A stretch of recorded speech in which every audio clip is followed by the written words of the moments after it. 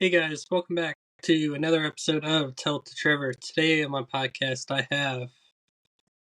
JC Black. Hello, everyone. What sparked your interest in the professional wrestling industry? My mom was a fan of wrestling for like a very, very long time. Yeah. She was actually watching Raw when she gave birth to me, so I tell people that I've been watching wrestling since I was born. Um, but I've been going to shows since I was 5, and it's always been really something interesting to me. But I think what really sparked me wanting to do this was when Sasha Banks won her first title on Raw. I was 15, I think. And I was like, okay, I've always said I was going to be a wrestler as a joke, but now I mean it. Like, this is for real. That was inspiring. I want that to be me. Let's do this. So now you get to go to beat Monet in a match, I'm guessing. I mean, that'd be awesome, honestly. Um, who are the wrestlers you grew up watching that you liked watching on TV? I feel like this is going to get me some backlash. John Cena was my favorite wrestler. He's been my number one since I started watching wrestling. His heel turn crushed me. Anyways, that's a whole other topic. Um, but John Cena's been a huge inspiration for me. Also, Ashley. I used to always wear my hat backwards because of her and beat my cousins up because I wanted to be like her. Okay. But I grew up watching them. They really inspired me. My character's really inspired by AJ Lee. I think she's probably had like the biggest effect on me as a wrestler though, because I just love AJ Lee so much. Yeah. I know, like, for me, I know I get most backlash from mine because I'm a diehard Punk fan. Me too, I love Punk. And I went to a school to train, and like they were like, "Don't mention Punk. We hate Punk." And I'm like, "Cool beans. I don't care." Yeah, I love Punk. Like, I texted one of my friends that told me about that, and I said, I don't care if they have to like physically kill me. I won't shut up about Punk. There's a picture in my storage unit with Punk with the WWE title Hmm. up in the corner, raising the title and everything. So, or the fact that people are surprised that I'm like also a huge Jeff Hardy fan just because, first off, I'm in the state of the hometown boys. So, I do like the Hardys. They're really fun to watch. Could not do all the crazy stuff they do, but it's very fun to watch. like, I remember back in 2021, I met Jeff at my work because he was staying there. And like Nice. everybody's like, "Hey, don't be fanboy over this dude." And I'm like, "Okay, who is it?" And they're like, "It's Jeff." And I'm like, "Cool beans." I was like, "If he comes over and asks a question, then absolutely I'm going to talk to the dude." Of course. But we were both in the at my work. Um, he was picking up the food for him and his family, and I was, of course, had to be the person that had to hand him the food. Of course. Right. And all you hear on my radio is like, "Okay, you got to be like calm during this. Don't do anything stupid." And I was like, I don't know if you're my mind physically telling me what to do, but like, that's not gonna happen. Like, it was to the point where after we closed the restaurant down, he came back, and we spent like 2 to 3 hours just talking. That's so cool. There's even a video on my personal page of Jeff doing the Will o' the Wisp voice and everything. Oh, I love that. So I told him, I was like, "Okay, Jeff, you know, I'm probably wanting to be a wrestler." He's like, "Yep, I can tell by the eyes and everything." And I was like, "So Jeff, that means two North Carolina natives, one from the north, one from the south." Because I'm in the Charlotte area, he's in Cameron, North Carolina. Hmm. That's roughly 3 hours apart from each other. Okay. And I was like, once I get trained, we need to reconnect and everything. So then last year, not even last year, a couple, like 6 months ago, ran back into Jeff on purpose at a wrestling show because he was doing a meet and greet concert.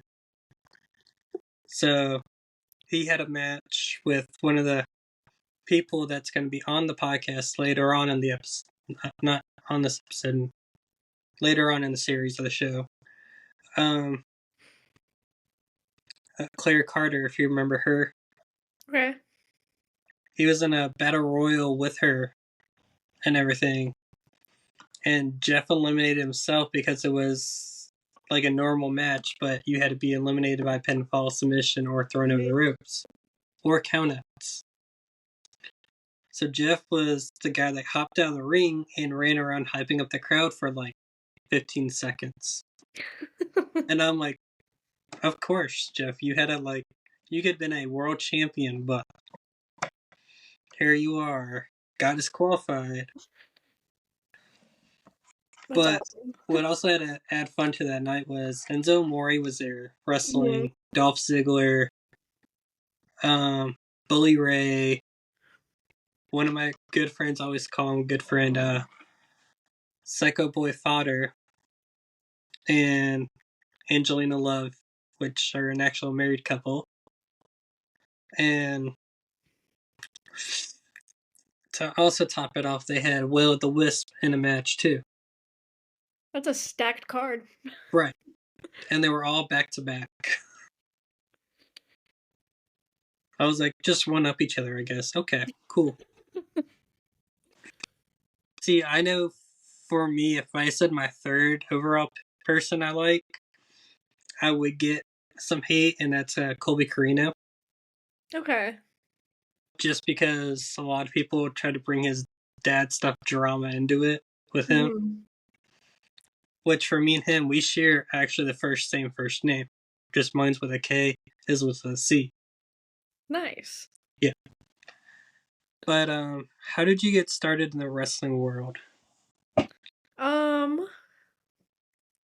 I think I was like 21 when I started.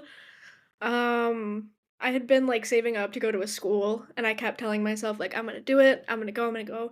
But I moved to Florida for college, and it was kind of like a spur of the moment thing because I'm from Texas. So like I didn't have a car. Yeah. I didn't have a job because I was living on campus. So when I think I was a junior in college, I moved off campus. My mom got me a car, and I was like, it's now or never. Like I gotta just do it. So I started out of school.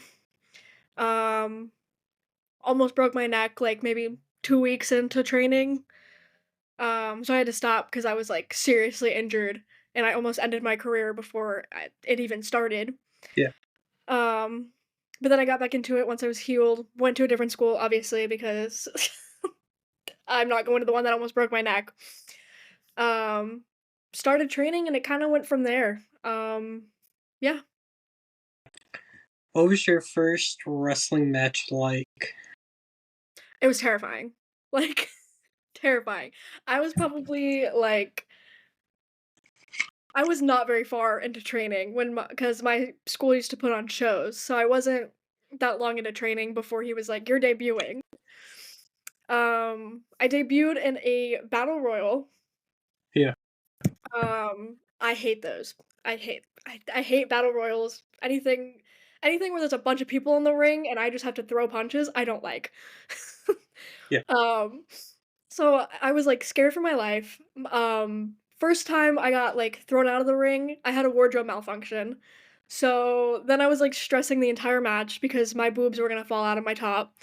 Finally got thrown out, and I was like, "Holy crap, like, that was my first match." Like, I just debuted, and I just wanted to get back in, but yeah, it was really scary at first and, like, really, like, nerve-wracking, but Yeah. man, like, once you get in there, the adrenaline starts pumping, and it ended up being a really fun match despite everything. What are your goals for the future in the wrestling business? Oh, that's a good question. I've set a goal for myself that I wanna be on TV in at least 3 years. Okay. Doesn't matter what promotion, where I'm at on TV. I just wanna be on TV in 3 years. Um, my goal for this year is to win a title. I haven't won a title yet, so, um, I wanna win one this year. But ultimately, at the end of the day, I do wanna get signed somewhere, but, I just wanna make a name for myself, inspire little girls all around the world like wrestling did for me when I was young. So even if I never get signed to WWE, I just want to make an impact on the wrestling world. Yeah. Um, what is your wrestling persona or character for the fans around the world to know more about you? So my moniker is the Jack of all trades. Because the idea is that I do every style of wrestling. I'm not like just a high flyer, I'm not a striker, I'm kind of everything. So I try to leave everyone guessing on what a JC Black match is gonna look like. But my Okay. gimmick is that I'm a skater girl. Just kind of I'm ki I'm emo in real life, so I bring it to the ring and just kind of make it 10 times bigger. Um, so my character is very, like, outgoing, very excited, but s I'm still a skater girl, so that's the vibe. Can you share a memorable moment so far from your wrestling career? Oh, I feel like a lot of it is memorable because I'm just living my dream, but one in particular I think, would be the first time I debuted at New Heights Wrestling, which is a promotion in Panama City Beach. Well, I guess it's not in Panama City, but it's up by the Panhandle, in that area. Um, it was like my first time doing a show outside of my school. And I was like, "I don't know how I'm gonna get over with the fans," like, I was, like, really nervous, but I went out there and, like, before they even announced my name, like, all the fans were chanting my name because I had met them before the show, Yeah. so, like, they said women's action and everyone just started chanting my name. I went out there, I had signs that said JC section, there were so many of those in the crowd because I had given them out before the show, and I was just like, "Oh my god, like, these people actually like me, like, this is actually insane." So that was probably one of, like, the most memorable moments that live, like, rent free in my brain. Also because I did meet a lot of fans at that show, and they were coming up for autographs, for pictures, and I was like, "Wow, like, I'm actually a wrestler, this is crazy." Yeah. I remember one thing that always makes me laugh because you brought up you had your section. So there's a guy named at this local promotion called XWW Extreme World Wrestling. Mhm. Um, the world champions sold out and everything just to get a world title, I think. Um, but everybody at the show brings signs that says Quest sold out. Like everywhere you look, like the man can't. He's like that Seth Rollins era when Seth sold out. He Dang. can't say a word. The manager can't say a word. Everybody but this guy named JP Lehman could only say a word because everybody loves JP just at that location. And I was laughing. I'm like, man, JP must be a really good dude. Which me and JP we talk every show. Which me and him have a special episode lined up for the podcast. Which that one's gonna be more nerve wracking. I will put because we're gonna be inside of a vehicle doing it. Oh. Yeah. So that's gonna be fun. And then just for my parents to see a fancy car pulling down the driveway, pick me up, and then we book it out to the show while recording.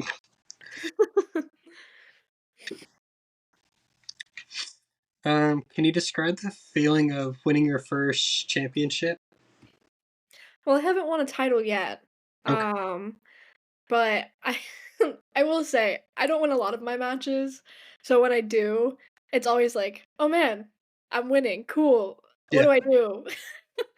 I remember that I was, like, on a losing streak because I'm so new to the business that it doesn't bother me, but I won a match, and I literally was just like, "Okay, what do I do?"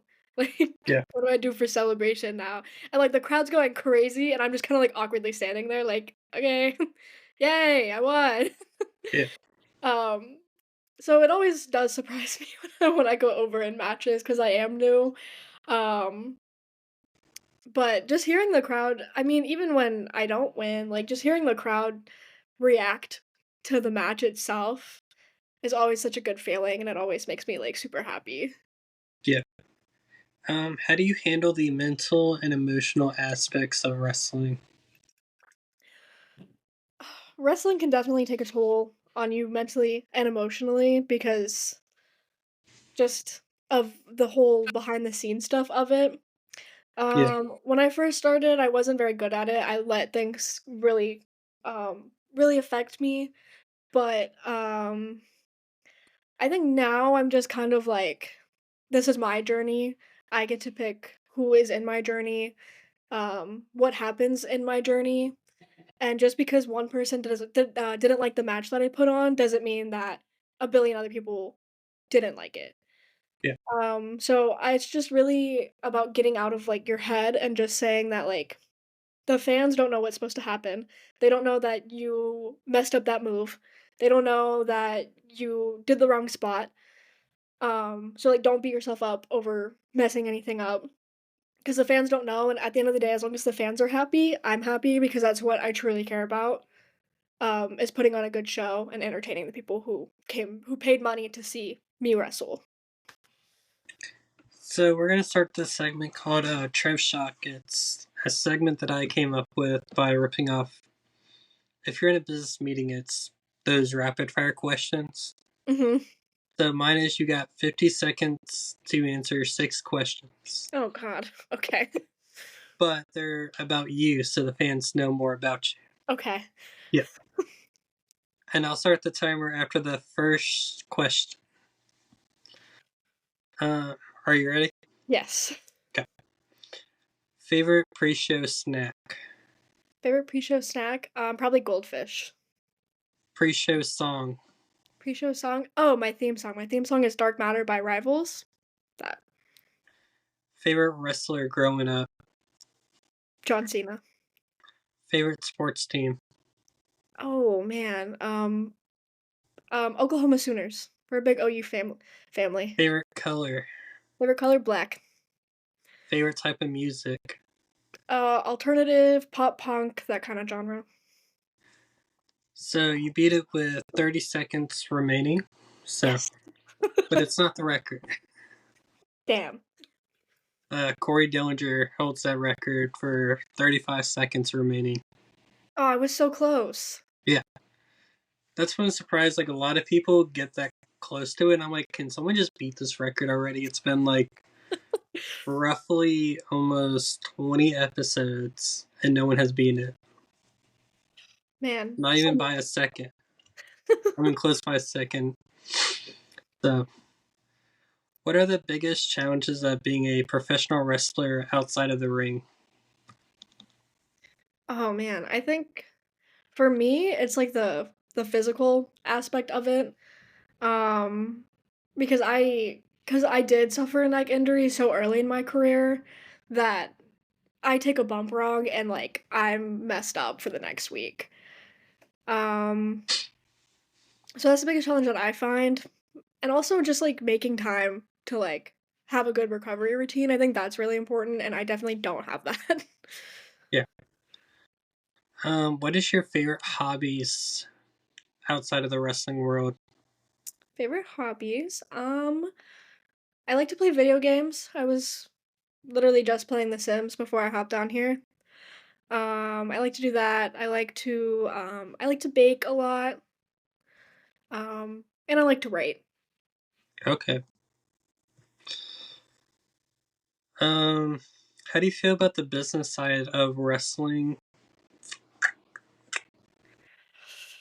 Oh, the business side is tough. There are a lot of politics in wrestling, and I honestly do try my best to stay out of the politics side of it. Yeah. I really just show up and do my job and be nice to everybody. So it's definitely tricky. You definitely have to stay on like the right side of it. Just going in there and being professional. Yeah. sticking to being professional and going in there networking and not really getting involved in all the politics, which can be hard sometimes when, like an entire locker room is talking smack about somebody. Like, you want to fit in, but also knowing, like, hey, I can't, I got to stay out of it and just focus on myself and, like, because that's just going to drag me down. So, Yeah. How do you feel about promotion shaping the storylines? promotions shaping the storyline. Yeah. I don't mind it, but I also do like when a promotion lets me have creative freedom. I think if you're gonna shape a storyline for somebody, you have to like. I've been in storylines before where it was like, yeah, you're gonna have a storyline with this person and you're gonna feud with this person, but then they had no plans after that. Like it was just like, yeah, you're gonna feud, but we don't really know like what the outcome's gonna be.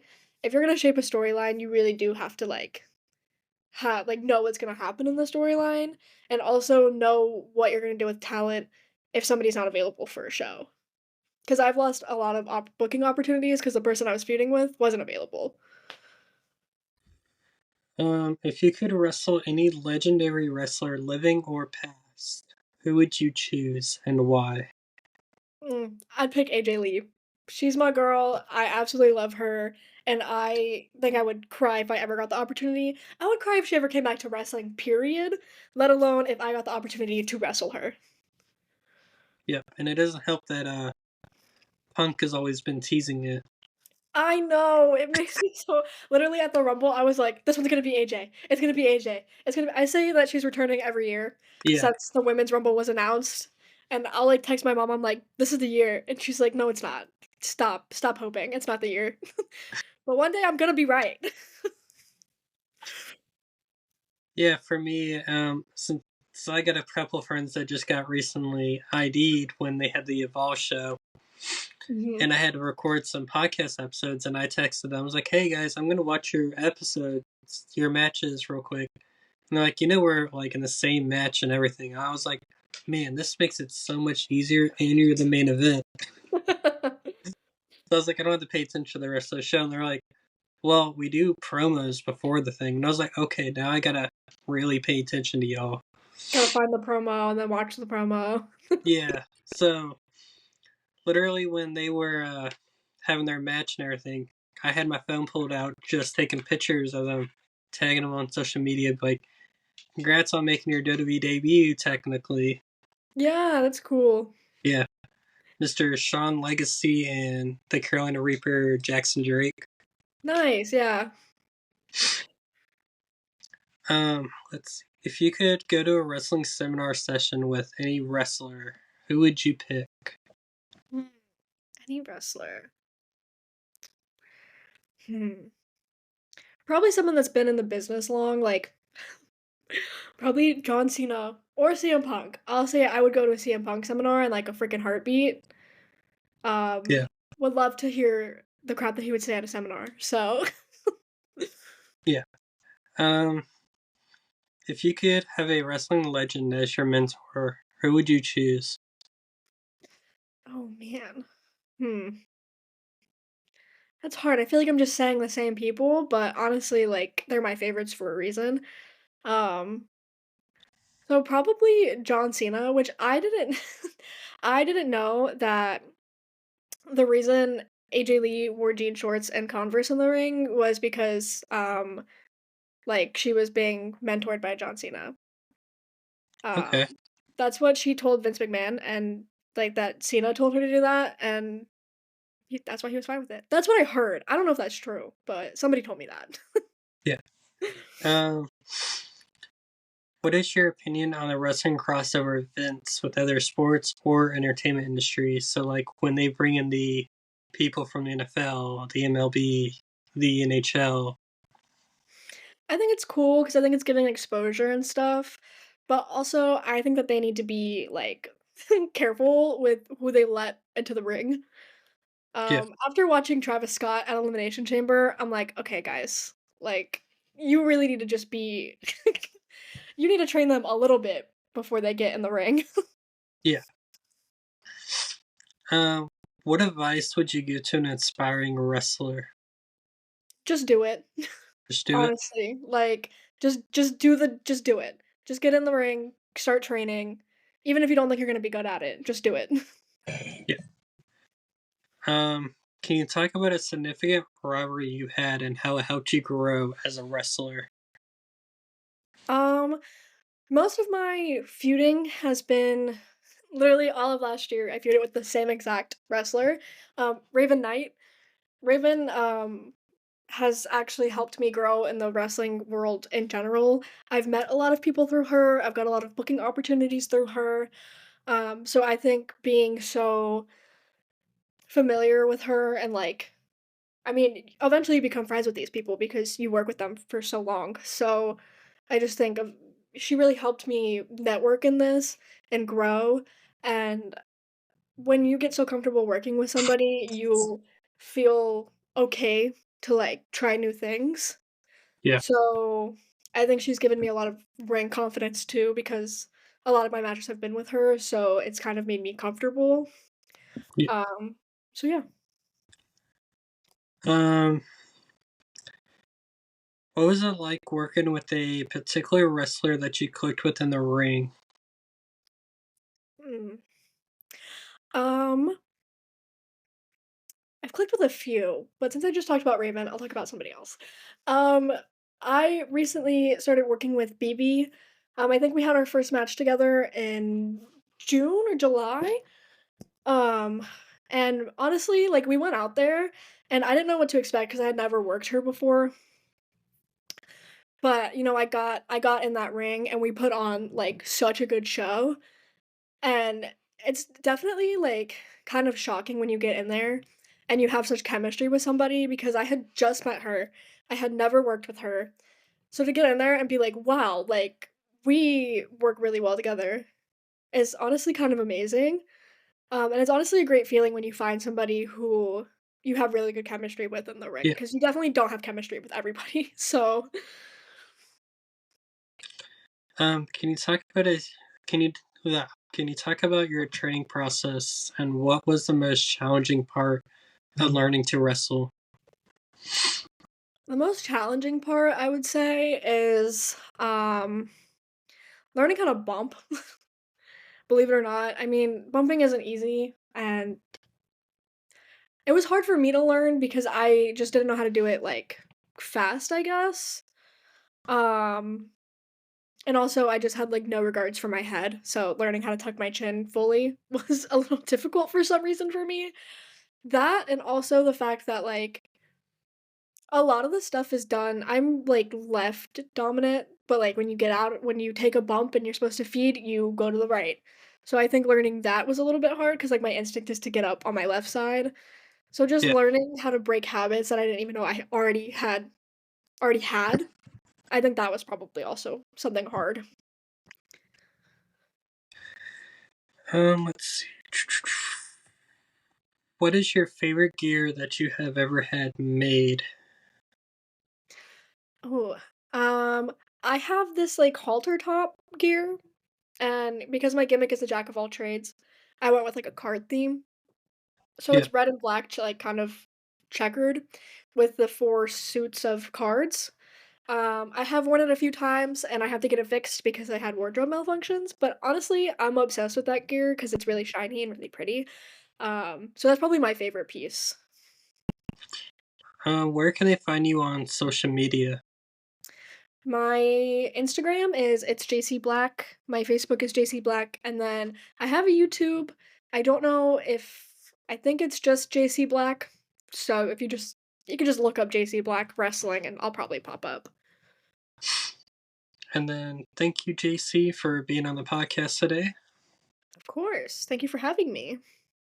Um, Big shout outs to the sponsors of TBD Wrestling, Wrestling Evolution, and Apple City Championship Wrestling. Um, Guys, friendly reminder, I always say this at the end of every episode. We have a t-shirt contest going on until the end of WrestleCade weekend. So that is at Monday, December 2nd. There will be 2 winners, one for the fans, one for the wrestlers. It's all in the link tree. Just go to that and you will tag it in. Alright, and see you guys next time. See if it works. Yes.